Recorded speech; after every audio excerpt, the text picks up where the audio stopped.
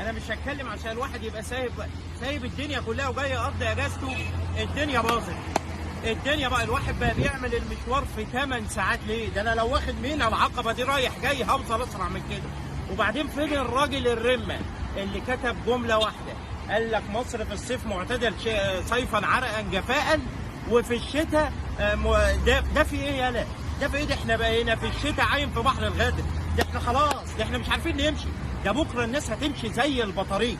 الناس بقت مجنونه. النهارده قاعد مستني عيل صاحبي مستنيه في المول، اكلمه اقول له انت فين؟ يقول لي انا غرقت في نفق العروبه. ليه الواد اتحول لسمكه بولتي ولا مش داري؟